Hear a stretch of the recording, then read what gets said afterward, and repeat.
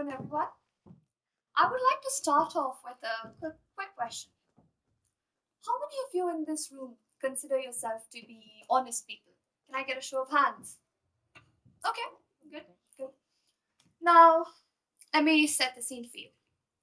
You're meeting your friend, a relative, and have you ever texted them that you are 5 minutes away when in reality you're still in your towel in your room, absolutely nowhere in the front door?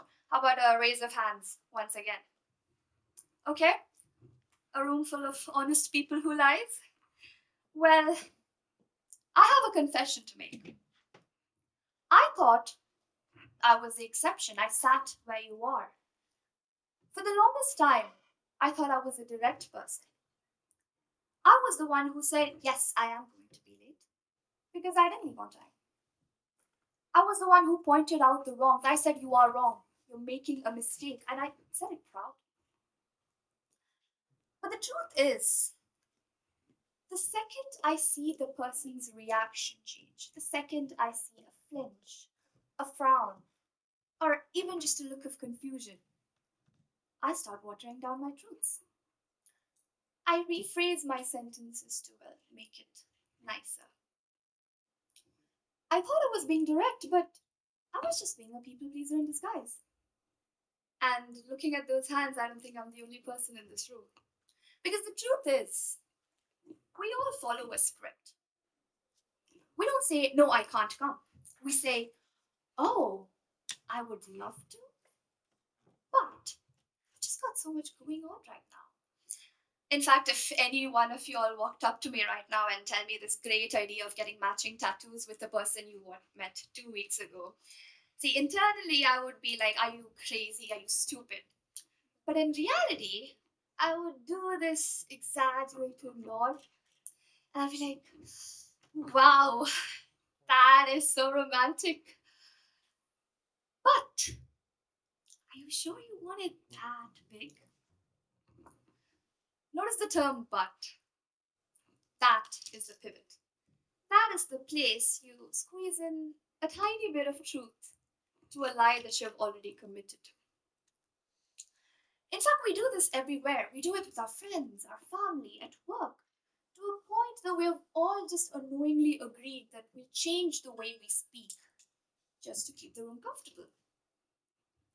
And in doing so, we've learned a second language. A language that's built entirely around the concept of people pleasing. But, ladies and gentlemen, I have to ask, who are we really pleasing? Yourself? No, you're not getting the chance to speak the truth. Okay, so, well, it must be the other person. No, because now they are stuck trying to decipher the truth from all that sugarcoating that you've just added. I think it's fair to say it's a lose lose all around. But here's the funny thing, right? We're actually amazing at saying the truth when things don't matter, when the stakes are quite low. For example, let's say your friend, she's about to step on Lego. Do you say, "Oh, I love the energy you're walking with right now, but there's like an obstruction in your pathway"? No, you yell, "Hey, watch out!" It's direct, it's effective. So why is it that when it comes to our feelings, our boundaries, our disapprovals, we suddenly need a script? In fact, the way we reason with this is we coin a very noble name for it: kindness. We say we're doing this to be nice to people, to be kind to people. We say we're doing this to protect themselves. But that is the biggest lie of all.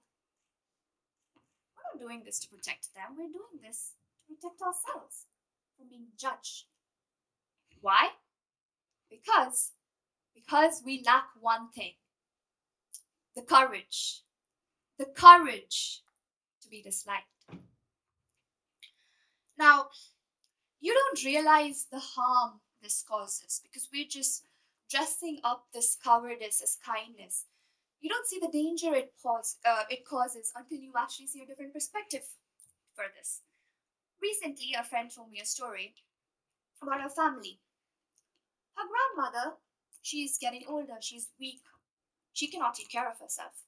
So the relative that is taking care of her is very evidently mistreating her. She knows this, their family members know this, they know it's wrong. However, they never sat down and had a conversation with him. They never pointed out his wrongdoings. Why? Because they didn't want to cause a scene. They justified it with a very simple excuse. What will other people say about us? Those those seven simple words is why she is in the ICU right now as we speak. This this story is what actually put things into perspective for me. Because that is not kindness. They're not protecting her, they're not taking care of her health, they're protecting their own image. They would much rather put their own mother's health at risk than face that temporary discomfort of judgment, of honesty. Now, this, my friends, this is what we do to each other every single day. This is the cost of the script.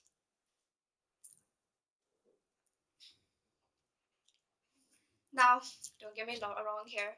I know I gave you that story, but this is not a free pass for you to nitpick everything that you encounter, because that is just being plain mean. This is about understanding that the most loving thing that you could do for somebody is to just give them the unedited version of reality.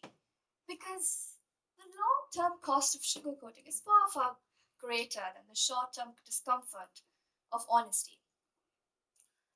Which brings us to this event's theme, beyond.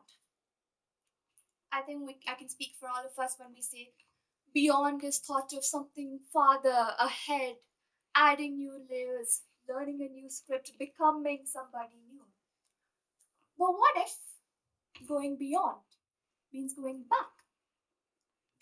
What if it means stripping away those disguises, taking those lies away, and going back to the original, unedited version of you? Now, the truth is, not many people will opt this. Because, yes, the script is wrong, but it is comfortable. Hey, nobody's mad at you, right? But if you know just because that everyone follows it, it is not right, if you know that already, I think you already know what's beyond. So the next time when every bone in your body is yelling and screaming you to just be honest, you still catch yourself reaching out for that disguise. Stop and ask yourself, am I doing this to protect them? Or do I just lack the courage to be disliked?